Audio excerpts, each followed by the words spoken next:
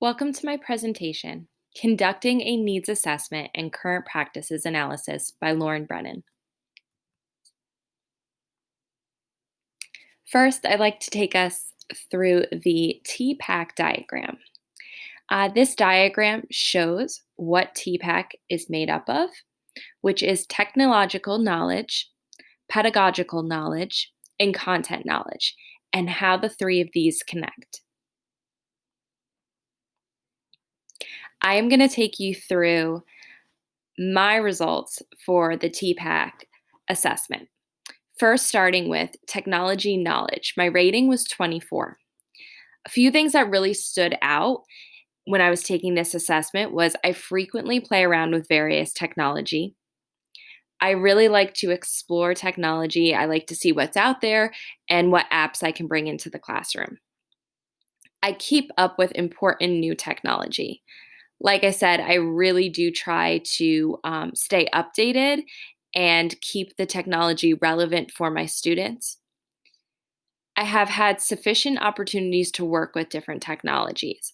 My school is a one-to-one technology district, and it has used a lot of different technology over time: Chromebooks, iPads, Mac desktops, filming equipment, and I have been able to use those technologies. The next one is content knowledge. I scored a 45 on this. And the area that I really had the highest amount of points was literacy.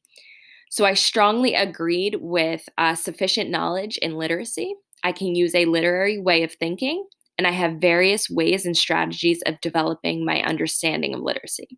So I'm an English education major, and that has been where I have exceeded in content knowledge.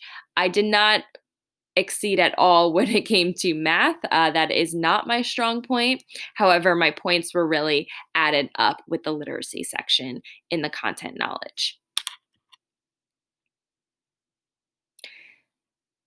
The next one was pedagogical knowledge, and my rating was a 32. I can assess student learning in multiple ways. I can use a wide range of teaching approaches in a classroom setting, and I know how to organize and maintain classroom management. I've been teaching for 8 years. This is my ninth year of teaching.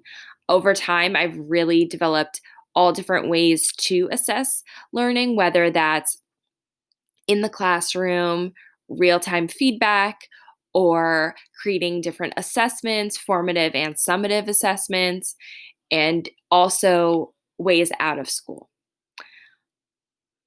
Teaching approaches in the classroom setting. I have tried a lot of different ones, especially with over time with curriculum changing. I have been able to do more hands-on and student-centered lessons in my classroom. And last but not least, classroom management. And I truly think this is something that you do learn over time and get better at over time.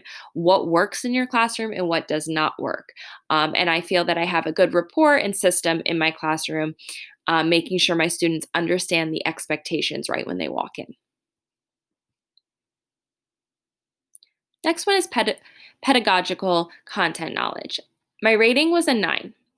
And I didn't score super high in this one because I really strongly agreed only with I know how to select effective teaching approaches to guide student thinking and learning in literacy.